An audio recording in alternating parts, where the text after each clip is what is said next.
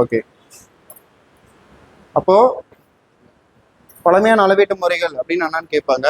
Simple, FPS, CGS, MKS. அதுக்கப்புறமா தான் இது மூணு ஒவ்வொன்றும் ஒவ்வொரு மாதிரி குழப்புது, வேண்டாம், அதனால புதுமையான ஒரு மெத்தடை எல்லாரும் ஏற்றுக்கொள்ளப்பட்ட அழகுமுறையை ஃபாலோ பண்ணிக்கலாம் அப்படின்னு எஸ்சி அழகுமுறையை கொண்டு வராங்க. அப்போ எஸ்சி அழகுமுறைனா என்னது? சிஸ்டம் இன்டர்நேஷனல், அதனுடைய ஷார்ட் ஃபார்ம் தான் எஸ்சி அழகுமுறை. அப்போ தமிழ் என்னன்னு சொல்றோம்? பன்னாட்டு அழகுமுறை. சரி, இதுல இன்னொரு விஷயம் பாருங்க. இந்த எஃபிஎஸ் தவிர சிஜிஎஸ், எம்கேஎஸ், எஸ்சி அழகுமுறை 2, 3, 4 இந்த 4 தான் மெட்ரிக் அழகுமுறைன்னு சொல்றோம். 4மே என்னன்னு சொல்றோம்? ஆமா, மெட்ரிக் அழகுமுறை. எழுதிக்கோங்க, மெட்ரிக் அழகுமுறை.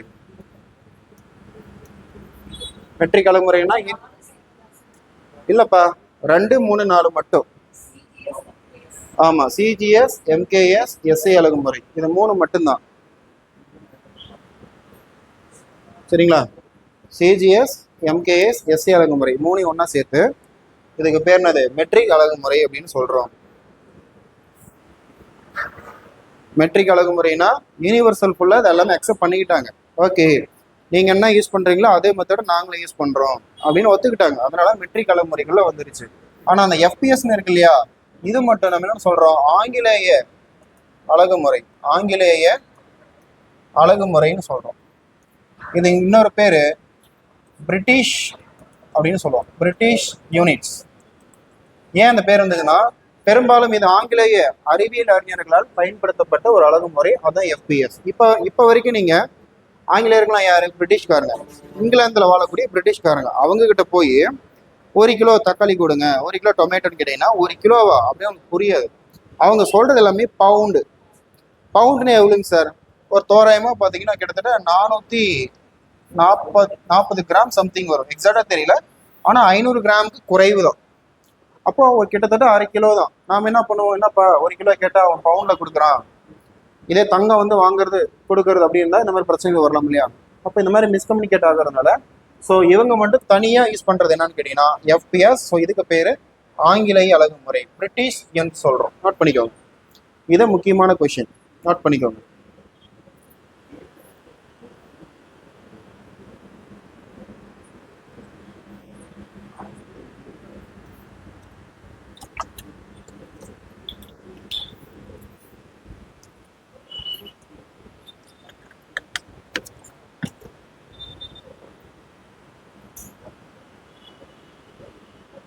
நோட் பண்ணிட்டீங்களா? கான்செப்ட்லாம் புரியுதுங்களா? அப்போ அளவு முறை அப்படின்றது எதுக்குன்னு கேட்டிங்கன்னா, ட்ரேடிங் பண்ண, சரியான பொருள் சரியான காசு கொடுத்து அந்த பிரச்சனைகள் வராமல் தடுக்க. ஒவ்வொரு பொருளுக்கும் ஒவ்வொரு எடையும் உண்டு, ஒவ்வொரு அளவு உண்டு. அந்த அளவுகள் பல்வேறுபட்ட நாடுகளை தாண்டி ஒவ்வொரு பொருட்கள் போகுது வருது. அப்போ ஏற்றுமதிக்கும் இறக்குமதிக்கும் அந்த அளவீட்டு முறை சரியாக இருந்தால் தான் அதுக்கேற்ற மாதிரியான பண மதிப்பீடும் சரியாக இருக்கும். ஸோ அதுக்காக தான் இந்த அளவீட்டு முறைகளுக்கு அவ்வளோ இம்பார்ட்டன்ஸ் கொடுத்தாங்க. ஓகேங்களா? ஸோ அடுத்து நம்ம பார்க்க போகிறது எஸ்ஐ அழகுமுறை. பட் இருந்தாலும் அதுக்கு முன்னாடி ஒரு இன்ஃபர்மேஷன் இருக்கு, நான் சொல்லிடுறேன். பொதுவாக இந்த அளவீடுகளை வந்து 2ஆ பிரிக்கலாம். அதை பார்த்துட்டு எஸ்ஐ அழகுமுறைக்குள்ள போயிடலாம். அளவீடுகளை 2ஆ பிரிக்கலாம். அது என்னன்னு பார்த்தீங்கன்னா, இங்க இருக்கு. அளவீடுகள் 2ஆ பிரிங்க. ஒன்று வந்து அடிப்படை அளவுகள், ஒன்று வந்து அடிப்படை அளவுகள், அடிப்படை அளவுன்னு சொல்லுவோம். இன்னொன்று வந்து பார்த்தீங்கன்னா வழி அளவுகள். பக்கத்தில் ரைட்ல எழுதிக்கோங்க. இன்னொன்று வழி அளவுகள்.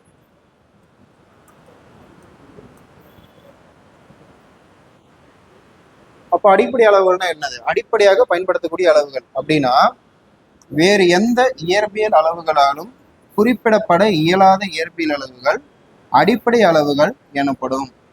வேறு எந்த இயற்பியல் அளவுகளாலும் குறிப்பிட இயலாது,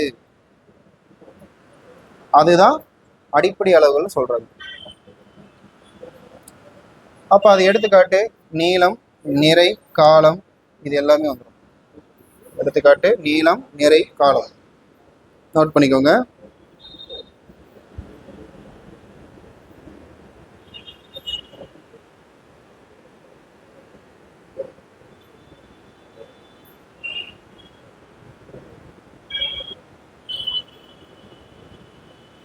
வேறு எந்த இயற்பியல் அளவுகளாலும் குறிப்பிட இயலாத இயற்பியல் அளவுகள் அடிப்படை அளவுகள் என்கிறோம். எடுத்துக்காட்டு நீளம், நிறை, காலம்.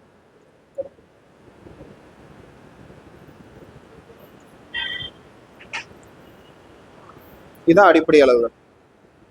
அதனால சார் வேறு எந்த இயற்பியல் அளவுகளாலும் குறிப்பிட முடியாது சொல்றேன்.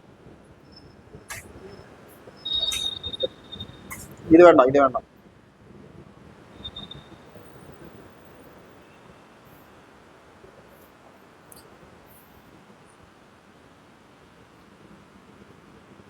எழுதிட்டீங்களா? இதை நான் சொல்லிடுறேன், அதுக்கப்புறம் வழி அளவுகள் எழுதிக்கலாம். அருண், இன்னைக்கு வந்து மெஷர்மெண்ட்ஸ் அப்படின்ற ஒரு டாபிக் இந்த பக்கம் இருக்கு. ஒரு ஹாஃப் பேஜ் விட்டுட்டு எழுதுப்பா.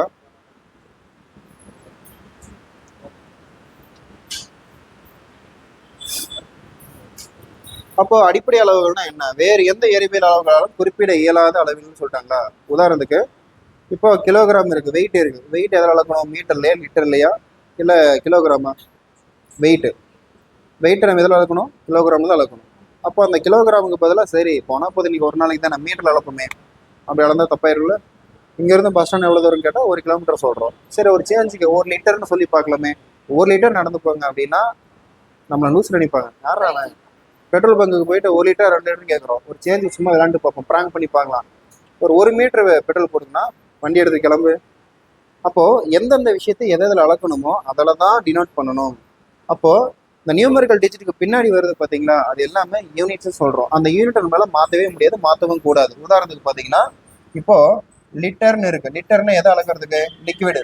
அப்போ 1 அப்படின்றது ஒரு நியூமெரிக்கல் டிஜிட். அந்த 1க்கு பின்னாடி வரக்கூடிய எல்லு தான் லிட்டர்ன்ற ஒரு யூனிட்டை மென்ஷன் பண்ணுது. அப்போ இதுவும் 1 தான். 1க்கு அப்புறம் என்ன வருது? மீட்டர். அப்போ மீட்டர் எதை மென்ஷன் பண்ணுது? டிஸ்டன்ஸ் அளக்கிறதுக்கான ஒரு யூனிட். அப்போ கண்டுபிடிச்சிடலாம். 1க்கு அப்புறம் வரக்கூடிய எம்ன்றது இது ஒரு டிஸ்டன்ஸை மென்ஷன் பண்ணுது. அப்போ 1க்கு முன்னாடி இப்போ 1 இருக்கா, எம்னு போட்டுட்டோம். 1 மீட்டர்ன்றது நமக்கு தெரிஞ்சிடும். 1 மீட்டர்னா எவ்வளவு தூரம் வரும் அப்படின்னு சொல்லிட்டு. அப்போ இந்த எம்முக்கு முன்னாடி ப்ரிஃபிக்ஸ்னு ஒன்று சொல்லுவோம். அந்த ப்ரிஃபிக்ஸ் தான் அது எவ்வளவு தொலைவில் எவ்வளோ டிஸ்டன்ஸ்ன்றதை முடிவு பண்ணும். உதாரணத்துக்கு நான் எம்னு முன்னாடியே போட்டுட்டேன், எம்முக்கு முன்னாடி ஒரு எம்மை சேர்த்துட்டேன். இப்போ படிங்க, மில்லி மீட்டர் எந்த அளவுக்கு சின்னதாக இருக்கும் உங்களுக்கே தெரியும். சின்னதாக ஸ்கேலில் ஒரே ஒரு கோடு இருக்கும் இல்லையா, அதுதான் மில்லி மீட்டர். இப்போ அதே 1க்கு முன்னாடி எம் இருக்கா, அதுக்கு முன்னாடி இன்னொரு சி போட்டுட்டேன். இப்போ அதை விட கொஞ்சம் பெருசு, மில்லிமீட்டரை விட சென்டிமீட்டர் பெருசு. அதே 1 போட்டுட்டேன், எம் போட்டிருக்கேன். எம்முக்கு முன்னாடி ப்ரிஃபிக்ஸ் வந்து நான் கே போட்டுட்டேன். இப்போ படிங்க, கிலோமீட்டர். பார்த்தீங்களா? அப்போ 1ன்றது ஒரு நியூமெரிக்கல் டிஜிட், எம்ன்றது ஒரு காமனாக டிஸ்டன்ஸ் அளக்கக்கூடிய ஒரு யூனிட். அந்த எம்முக்கு முன்னாடி வரக்கூடிய ப்ரிஃபிக்ஸ் தான் அது எவ்வளோ பெரிய தூரம் அப்படின்றத முடிவு பண்ணுது. அப்போ தூரத்தை அளக்க, லிக்விட அளக்க, நிறைய அளக்க, இதுக்கெல்லாம் நம்ம எதை பயன்படுத்தணும் அப்படின்னா அடிப்படை அளவுகளை மட்டும்தான் பயன்படுத்தணும். இந்த அடிப்படை அளவுக்கு பதிலாக நீங்கள் ஒரு நாளைக்கு வேற ஏதாச்சும் அளந்து பார்க்கலாமே. நீளத்தை கிலோமீட்டர்ல மீட்டருக்கு பதிலாக கிலோல அளந்து பார்க்கலாமே. அப்படிலாம் அளக்கக்கூடாது. அப்போ எதை வச்சு அளக்கணுமோ அதில் தான்ப்பா அளக்கணும் அப்படின்னு சொல்றாங்களே, அதுதான் அடிப்படை அளவுகள், ஃபண்டமெண்டல் குவான்டிட்டிஸ். ஓகேங்களா? இதுக்கு எக்ஸாம்பிள் நீளம். அப்போ நீளத்தை எதில் அளப்போம்? மீட்டர்னா மீட்டர். நிறைனா வெயிட் சம்பந்தப்பட்டது. அப்போ இதை வந்து எப்படி அளப்போம்? கிலோகிராம்ல அளப்போம், கேஜி. காலம்னா செகண்ட்ல தான் அளப்போம். உதாரணத்துக்கு 3600 செகண்ட்ஸ் ஈக்குவல் டு 1 ஹவர். 1 மணி நேரத்தில் 3600 செகண்ட் இருக்கு. இப்போ டைம் என்ன பாச்சு சார்? ஆல்மோஸ்ட் 3600 செகண்ட் ஆச்சு சார். அப்படின்னா அதெல்லாம் ஞாபகம் வச்சுக்க முடியாது. சிம்பிளா என்ன பண்றோம்? 3600 செகண்ட் ஈக்குவல் டு 1 ஹவர். நம்ம சிம்பிளா 1 மணி நேரம் ஆச்சு, நம்ம கிளாஸ் அட்டெண்ட் பண்ணி 1 மணி நேரம் ஆச்சுன்னு சொல்லிடுறோமா? அந்த 1 மணி நேரம்னா புரிஞ்சுக்கணும், அந்த 1 மணி நேரத்துக்குள்ள 3600 செகண்ட் இருக்கு. அதே ஒரு நாளைக்கு எவ்வளோங்க? 86,400 செகண்ட் இருக்கு. ஒரு நாளைக்கு எத்தனை செகண்ட் இருக்கு? 86,400 செகண்ட் இருக்கு. இதெல்லாம் செகண்ட்ல சொல்றதோ, புரிஞ்சுக்கிறதோ, கம்யூனிகேட் பண்றதோ ரொம்ப கஷ்டம். அப்ப என்ன பண்றாங்க? சிம்பிளா 24 ஹவர்ஸ் முடிஞ்சு போச்சு. அப்போ எதில் அளக்கணுமோ அதில் தான்ப்பா அளக்கணும். அப்படி அளந்தா அதுக்கு பேர் அடிப்படை அளவுகள். இது மாறவும் மாறாது, மாற்றவும் முடியாது. டாட். அதுதான் ஃபண்டமெண்டல் குவான்டிட்டிஸ். இப்போ புரிஞ்சுதுங்களா? சரி, அடுத்து நம்ம பார்க்கலாம். அடுத்து நம்ம பார்க்க வேண்டியது வழி அளவுகள், டிரைவ்டு குவான்டிட்டிஸ். டிரைவ்டு அப்படின்னாவே ஒரு வழி மூலியமா வரக்கூடியது. எந்த வழியில் வர்றது? பெருக்கியோ வகுத்தோ ஏதாவது ஒரு மல்டிபிளிகேஷன் பண்ணி புதுசாக ஒரு அளவீட்டை நம்ம மேற்கொள்கிறோம் அப்படின்னா அதுக்கு பேரு வழி அளவுகள். நல்லா பாருங்க, அடிப்படை அளவுகளை பெருக்கியோ வகுத்தோ அல்லது கணித முறைப்படி இணைத்தோ பெறப்படக்கூடிய பிற இயற்பியல் அளவுகள் வழி அளவுகள். ஒன்றும் இல்லைப்பா, இப்போ பாருங்க, இப்போ எடுத்துக்காட்டு கொடுத்துருக்கானா, பரப்பளவு, கன அளவு, இது எல்லாமே வழி அளவுகளை அளவிட பயன்படும் அலகுகள். ஓகேவா? பாருங்க, இப்ப பரப்பு, கனளவு, வேகம், மின்னூட்டம், அடர்த்தின்னு கொடுத்துட்டான். இதெல்லாம் எப்படி கண்டுபிடிக்கலாம் அப்படின்னா, நீளத்தையும் அகலத்தையும் பெருக்குனா பரப்பு கிடைச்சிரும், மீட்டர் ஸ்கொயர்னு கிடைக்கும். கனளவு கண்டுபிடிக்கணும்னா நீளத்தையும் அகலத்தையும் உயரத்தி மூணையும் பெருக்கணும், அப்புறம் தான் என்ன கிடைக்கும்? கனளவு கிடைக்கும். வேகம் கண்டுபிடிக்கணும்னா தூரத்தையும் காலத்தையும் வகுக்கணும். ஸோ பாருங்க, பரப்பு வேணும்னா ரெண்டு அளவுகளையும் பெருக்கியிருக்காங்க. கனளவு வேணும்னா நீளம் அகலம் உயரத்தையும் பெருக்கியிருக்காங்க. வேகம் வேணும்னா தூரத்தையும் காலத்தையும் வகுத்திருக்காங்க. ஸோ ஏதாவது ஒரு மல்டிப்ளிகேஷன் பண்ணியோ கூட்டியோ பெருக்கியோ வகுத்தோ பண்ணி ஒரு அளவுகள் வந்து இன்னொரு அளவை மாறுது பார்த்தீங்களா? அப்படி வர்றது தான் வழி அளவுகள். என்ன வழினா மேக்ஸ் வழியில வரக்கூடிய அளவுகள். அவ்வளவுதான்பா. ஸோ இதை எழுதிக்கோங்க. வழி அளவுகள் என்றால்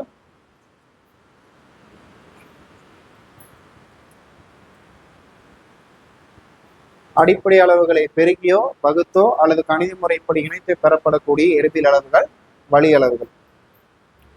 இங்கிலீஷ்ல all other physical quantities which can be obtained by multiplying, dividing or by any mathematically combining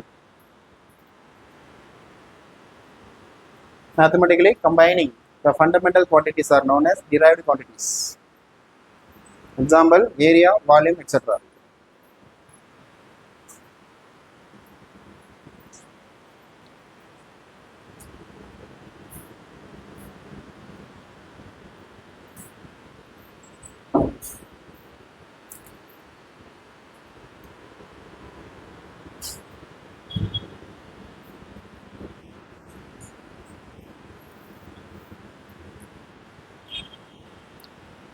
board நல்லா தெரியுதுங்களா? போர்டு தெரியுதுங்களா? கிளாரிட்டி இருக்குதுங்களா? தெரியுது. ஓகே.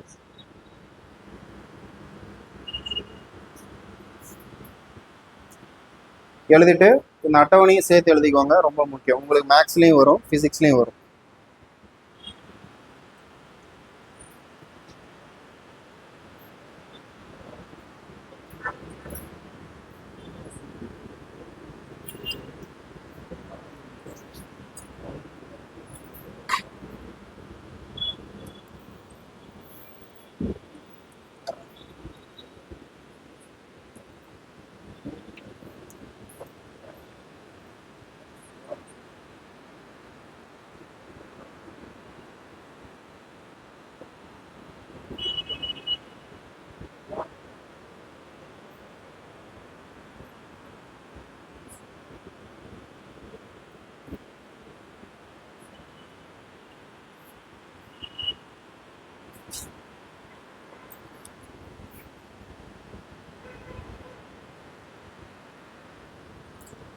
ஓகே, எழுதிட்டீங்களா?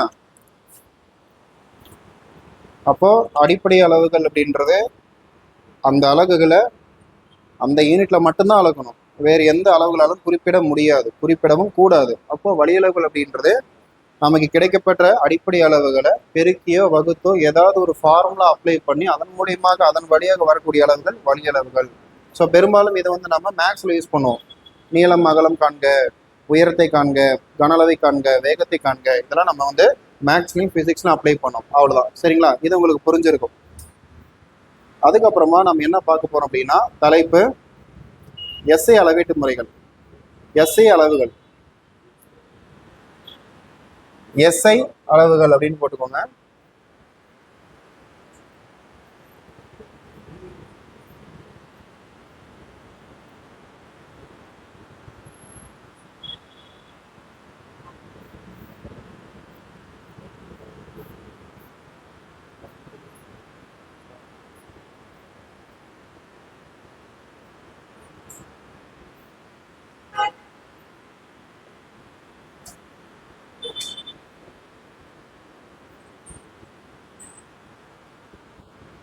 ஓகே, பாருங்க, எஸ்ஐ அலகு முறை அப்படின்றது இது என்ன சொல்லியிருப்பாங்க அப்படின்னா,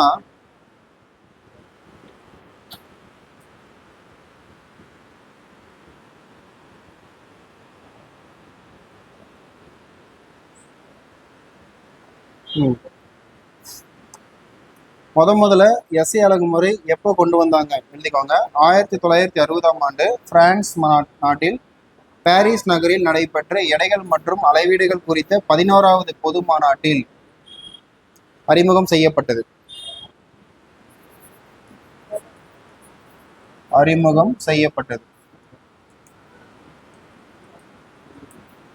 ஓகே, SI units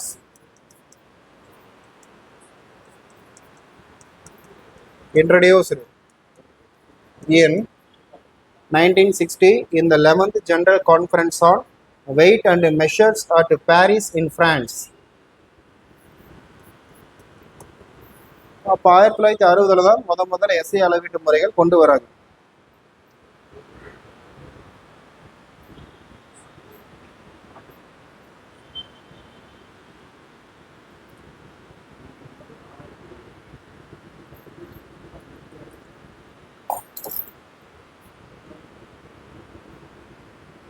ஸோ அந்த SI அலகுமுறை அப்படின்றது எதுக்காக கொண்டு வந்தாங்க அப்படின்னு நான் சொல்லிடுறேன். எழுதிட்டு சொல்லுங்க, நான் சொல்றேன்.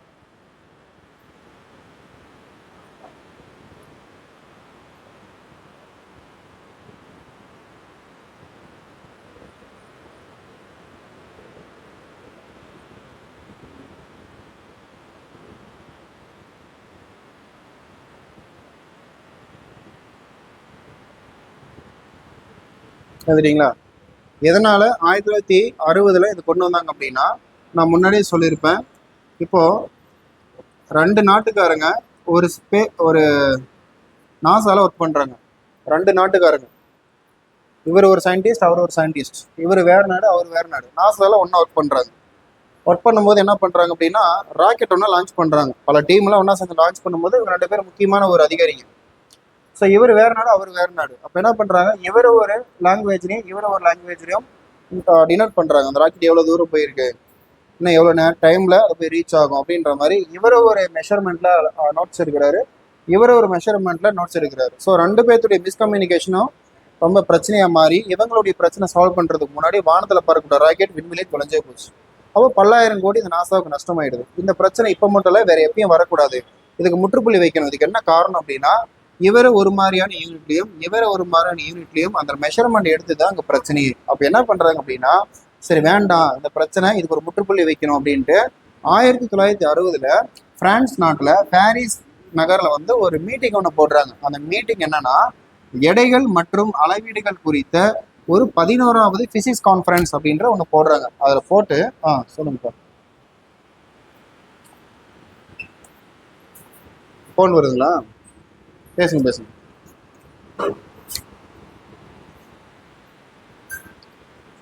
பொறுமையாக பேசுங்க.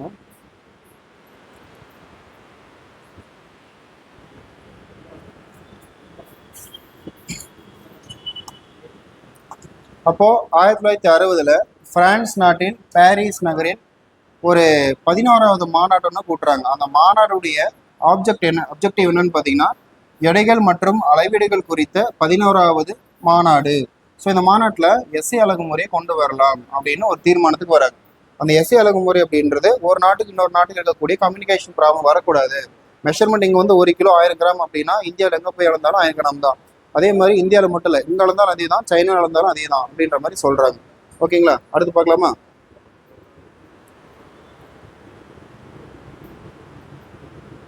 ஓகே, இப்போ தலைப்பு 7 SI அலகுமுறைகள். நோட் பண்ணிக்கோங்க, ஒரு சின்ன ஹெட்டிங் போட்டுக்கோங்க. 7 SI அலகுமுறைகள்.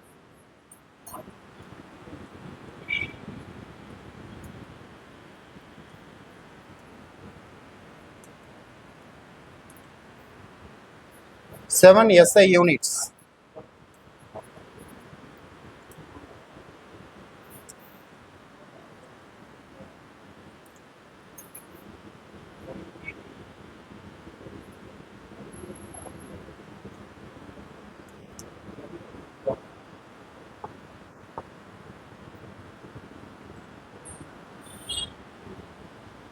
அது என்னென்னு பார்த்தீங்கன்னா, 1 நீளம், 2 நிறை, 3 காலம், 4 வெப்பநிலை, 5 மின்னோட்டம், 6 பொருளின் அளவு, 7 ஒளிச்செறிவு. அப்போ நீளத்துக்கு மீட்டர், நிறைக்கு கிலோகிராம், காலத்துக்கு வினாடி, வெப்பநிலைக்கு கெல்வின், மின்னோட்டத்துக்கு ஆம்பியர், பொருளின் அளவுக்கு மோல், ஒளிச்செறிவுக்கு கேண்டிலா. அதனுடைய குறியீடு ரைட் சைடில் கொடுத்துருப்பாங்க, பார்த்தாலே தெரியும். மீட்டருக்கு மீட்டர், கிலோகிராமுக்கு கேஜி, வினாடிக்கு ஸ்மால் எஸ், கெல்வினுக்கு கேபிட்டல் கே, ஆம்பியருக்கு கேபிட்டல் இ, மோலுக்கு மோல், கேண்டிலாக்கு சிடி. இதுதான் இங்கிலீஷ்லேயும் கொடுத்துருப்பேன். Length, mass, time, temperature, electric current, amount of substances, luminous intensity. Metre, kilogram, second, kelvin, ampere, mole, candela. Metre, KG, S, kelvin, ampere, mole, CD. Capital K and capital E. இந்த 7 SI யூனிட்ல கெல்வினுக்கும் ஆம்பியருக்கு மட்டும் தான் capital வரும், மற்றதெல்லாம் small. இந்த 7ம் ரொம்ப ரொம்ப முக்கியம், பார்த்து வச்சுக்கோங்க. மேக்ஸிமம் இது மேட்ச் ஃபாலோங்களே கேட்கலாம். பொறுத்துக்க.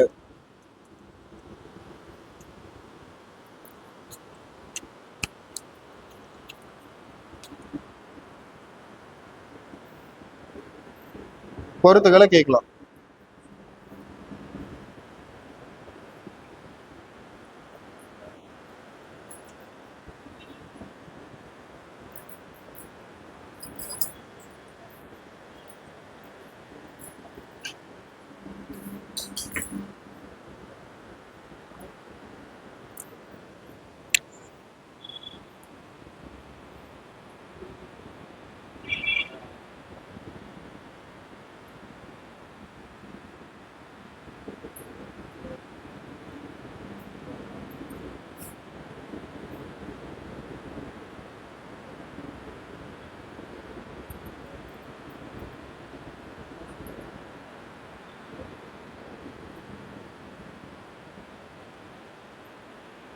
எதுக்கெல்லாம் ஸ்மால் வரும், எதுக்கெல்லாம் கேபிட்டல் வரும், இதனால பார்த்துக்கோங்க.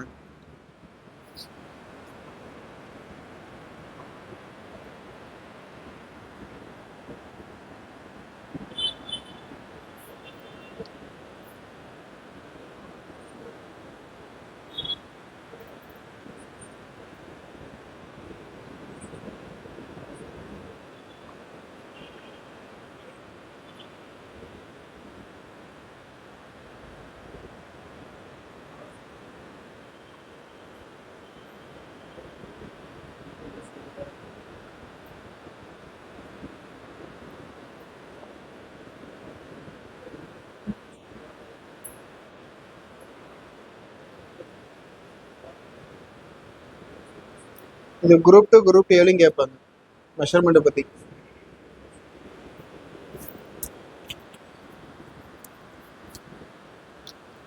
இந்த ரேஷன் கடையில் வேலை பார்க்குறாங்க இல்லைங்களா, அவங்களுக்கு ரொம்ப முக்கியம். அப்புறம் டிஆர்பியில் கூட்டுறவு சொசைட்டியில் இந்த அளவீடுகள் குறித்து உங்களுக்கு ப்ராக்டிக்கல்லாம் கேட்பாங்க. உங்களுக்கு அந்த அளவீடுகள். ஆமாம், டிஆர்பியில். ஆமாப்பா. ஆனால் முக்கியமானது மட்டும் தானே கேட்பாங்க, அந்த முக்கியமானதான் நம்ம பார்க்குறோம். பார்க்கறதே கொஞ்சமான டாபிக் தான், அதில் கொஞ்சத்துல ரொம்ப முக்கியமானது எதுவோ அதை மட்டும் நம்ம பார்க்க போகிறோம்.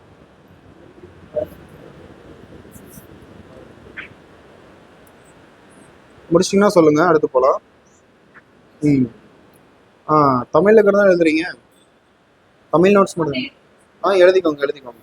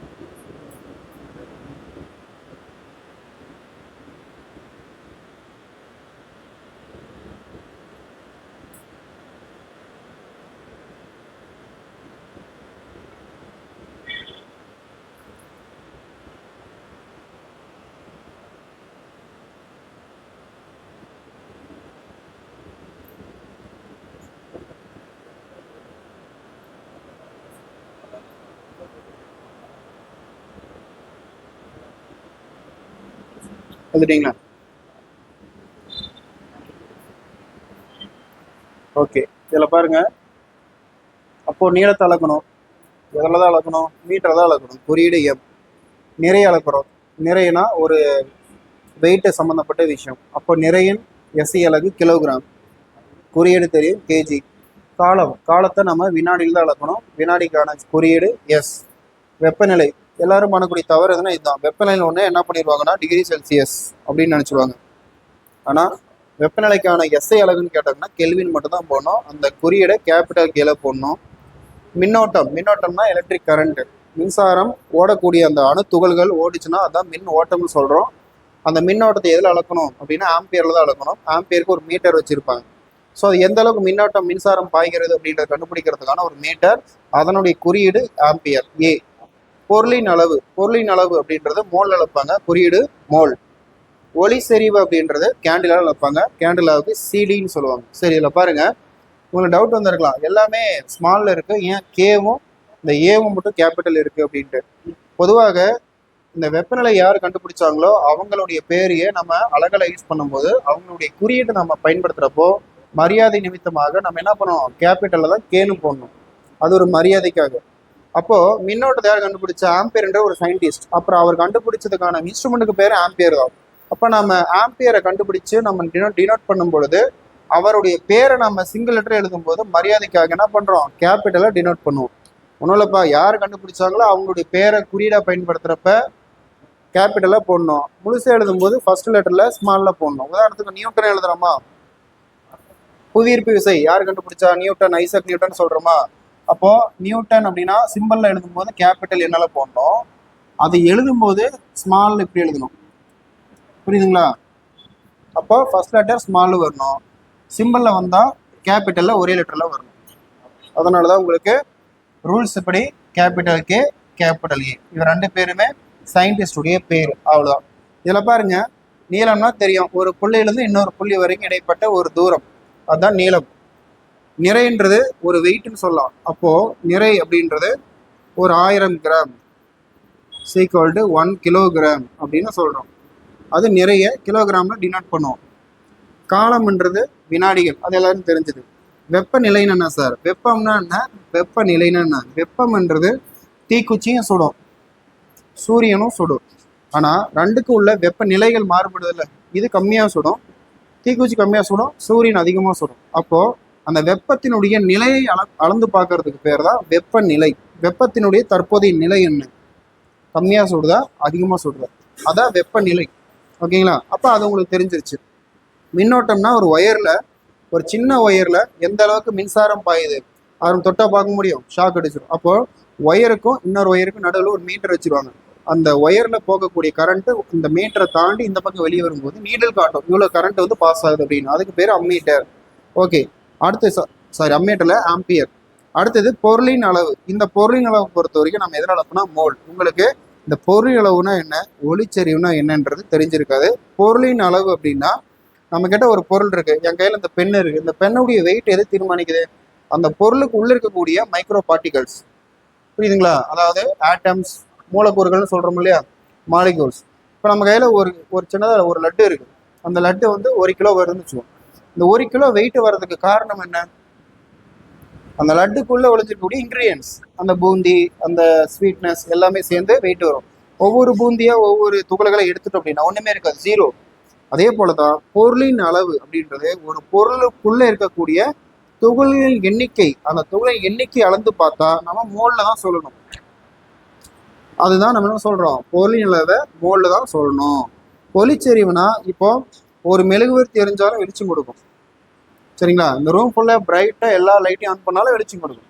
அந்த வெளிச்சத்துக்குன்னு ஒரு அளவு இருக்குல்ல, அந்த அளவு எதில் அளக்கணும்னா கேண்டில் அளக்கணும். அதுக்கான குறியீடு சிடி. அவ்வளோதான். அப்போ பொருளின் அளவு, ஒளிச்செறிவு, இந்த ரெண்டை மட்டும் நல்லா மனப்பாடம் பண்ணிக்கோங்க. மற்றதெல்லாம் நம்ம வாழ்க்கையில் இயல்பா சந்திச்ச விஷயம் தான்.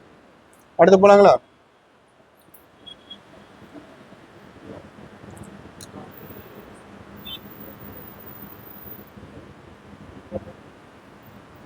சரி, இந்த எஸ்ஐ அலகுல ஃபர்ஸ்ட் என்னன்னு பார்த்தீங்கன்னா லென்த்து. லென்த்னா ஒரு புள்ளிக்கும் மற்றொரு புள்ளிக்கும் இடைப்பட்ட தொலைவை தான் என்னன்னு சொல்லுவோம், தொலைவு அப்படின்னு சொல்லுவோம். ஓகேங்களா? நோட் பண்ணிக்கோங்க. தொலைவு, சாரி நீளம் போட்டுக்கோங்க. நீளம்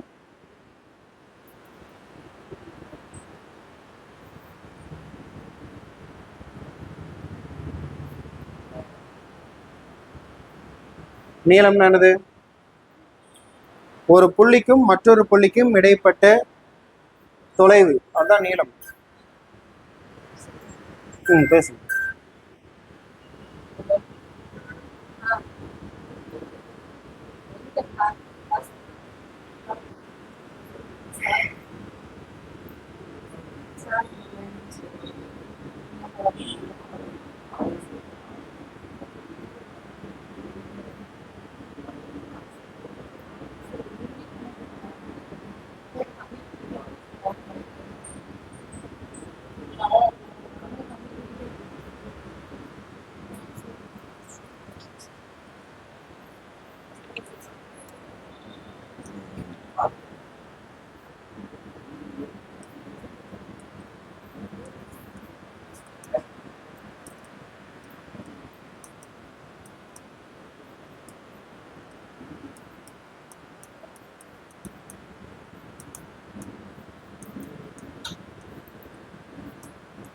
இரு புள்ளிகளுக்கு இடைப்பட்ட தொலைவு தான் நீளம் அப்படின்னு சொல்றோம்.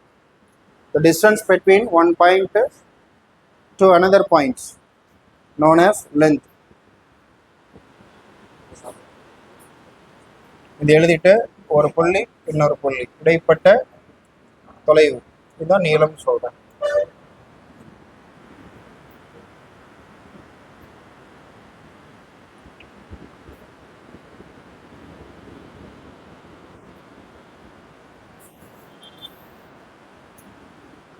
ஓகேங்களா? அருண் எழுதிட்டீங்களா? அடுத்து போலாமா?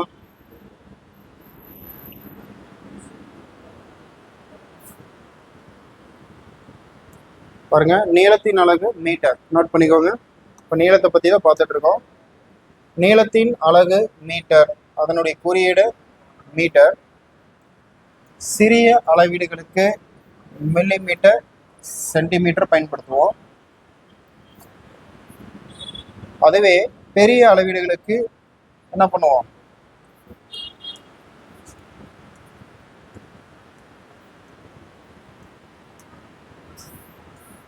மீட்டர் மற்றும் கிலோமீட்டர். அது சிறிய அளவீடுகள், இது பெரிய அளவீடுகள். சிறிய அளவுகளுக்கு மில்லிமீட்டர், சென்டிமீட்டர் பயன்படுத்துவோம். பெரிய லென்த் அளவுறதுக்கு என்ன பண்ணுவோம்? பெரிய அளவுகளுக்கு மீட்டர் மற்றும் கிலோமீட்டர் பயன்படுத்துவோம்.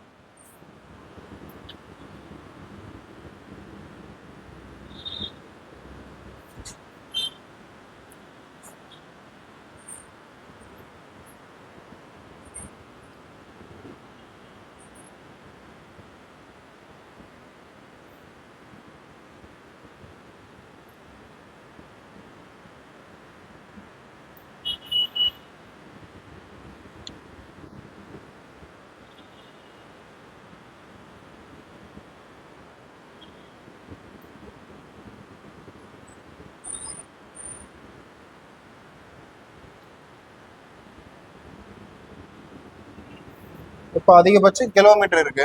அதையும் தாண்டி வேற பெரிய மீட்டர் ஏதாச்சும் இருக்கா? ரொம்ப லாங் டிஸ்டன்ஸ் அளக்கிறதுக்கு வேற ஏதாவது இருக்கா? கிலோமீட்டரையும் தாண்டி இருக்கு. கிலோமீட்டர் வரைக்கும் எழுதிட்டீங்களா? அதுக்கு மேல என்ன இருக்கு? அதுக்கு மேல என்ன இருக்குன்னா, மிக பெரிய தொலைவுகளை அளக்க. அந்த தொலைவுகள்னா விண்வெளி,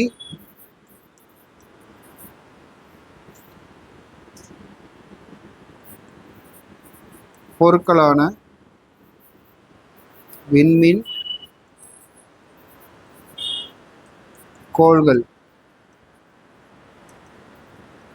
கோள்களை அளக்க என்ன பயன்படுத்துவோம்?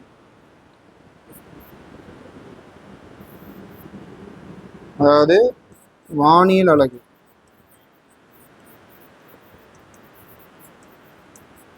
வானியல் அலகு 2 ஒளியாண்டு.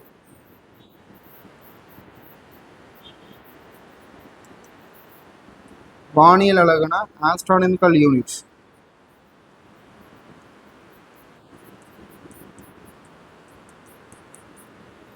ஒளியாண்டு அப்படின்னா லைட் இயர்.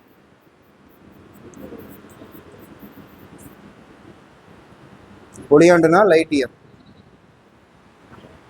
மிகப்பெரிய தொலைவெளி இலக்கு, அதாவது விண்வெளி பொருட்களான விண்மீன், கோள்கள் இவற்றிற்கிடையே உள்ள தொலைவுகளை இலக்கு என்ன பயன்படுத்துகிறோம்? வானில் அலகு மற்றும் ஒளியாண்டுகளை பயன்படுத்துகிறோம்.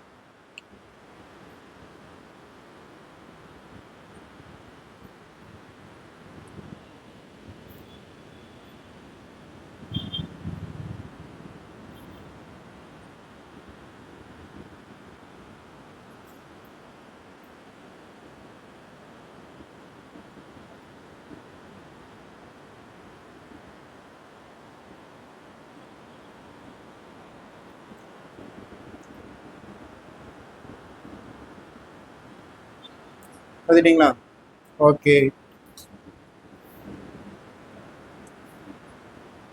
இப்போ ஒரு சின்ன கன்வர்ஷன் இதில் பாருங்க, சென்டிமீட்டர், மீட்டர், கிலோமீட்டர். அப்போது ஒரு சென்டிமீட்டர் அப்படின்றது 10 மில்லிமீட்டருக்கு சமம். மீட்டர் என்பது 100 சென்டிமீட்டருக்கு சமம். ஒரு கிலோமீட்டர் என்பது 1000 மீட்டருக்கு சமம். இது கன்வர்ஷன் அப்படின்னு சொல்லுவாங்க. கன்வர்ஷன் அப்படின்னா மாற்றுதல். இதை நோட் பண்ணிக்கோங்க.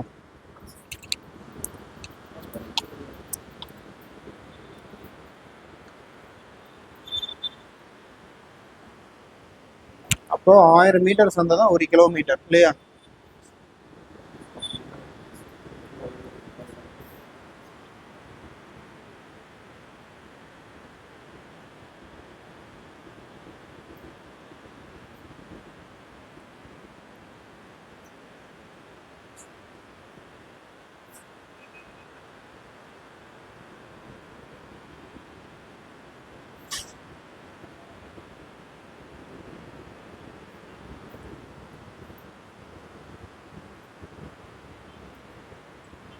முடிச்சு சொல்லுங்க, அடுத்த பேஜ் போலாம்.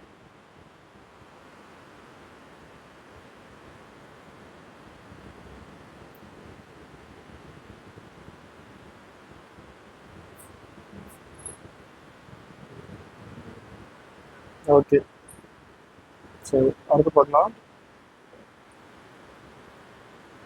ஸோ இந்த லென்த் அப்படின்னு சொல்லி பார்க்கும்பொழுது, இந்த லென்த்தில் ரொம்ப முக்கியமான ஒரு விஷயம் என்னன்னு பார்த்தீங்கன்னா,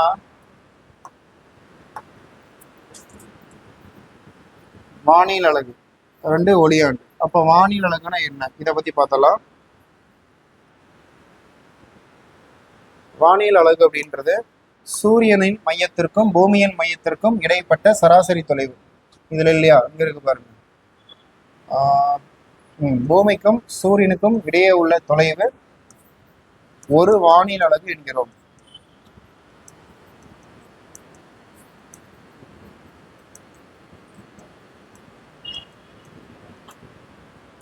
ஒரு வானியல் அலகு என்கிறோம். ஸோ இங்கிலீஷ்னாலும் சொல்லுவோம். சொல்கிறேன். முதல்ல டெஃபினேஷன் எழுதிக்கோங்க, அதுக்கப்புறமா அதை சொல்கிறேன். முதல்ல வானியல் அலகுன்னா என்னது? பூமிக்கும் சூரியனுக்கு இடையுள்ள தொலைவு. இது முதல்ல எழுதிக்கோங்க. மேலே வந்து சும்மா ஒரு கான்வர்சேஷன் மாதிரி போகும், அது அறிஞ்சது தான், தெரிஞ்சது விஷயம் தான் அப்படின்ற மாதிரி பேசிப்பாங்க.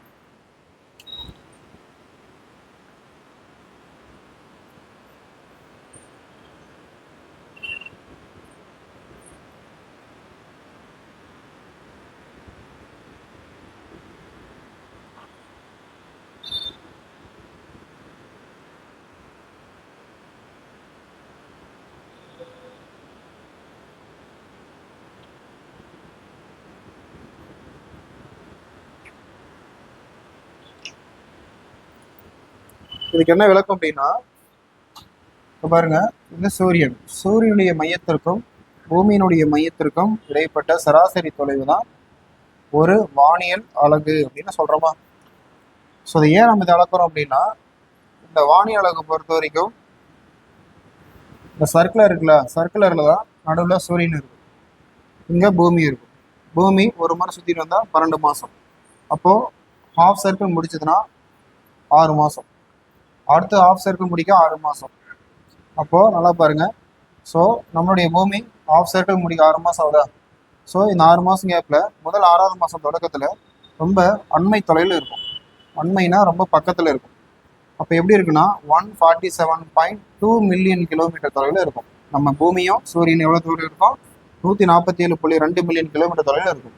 திரும்ப அடுத்த 6 மாதம் போயிடுதா? அதாவது இங்கேருந்து இது வரைக்கும், திரும்ப இங்கேருந்து இது வரைக்குமா?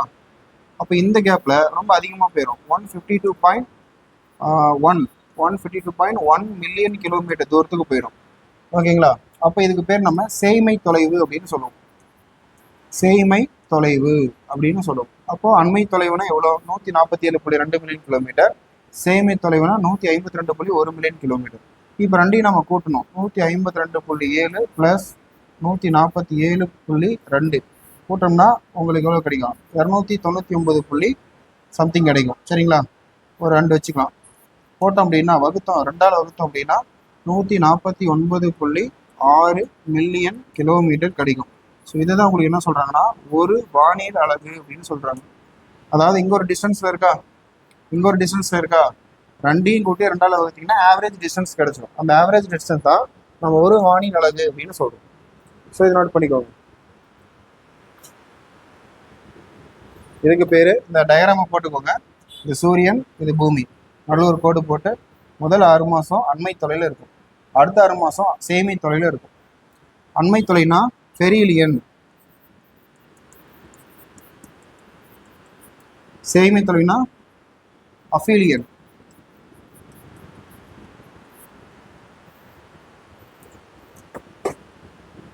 எழுதிட்டு இருங்க, தண்ணி பாட்டில் ரொம்ப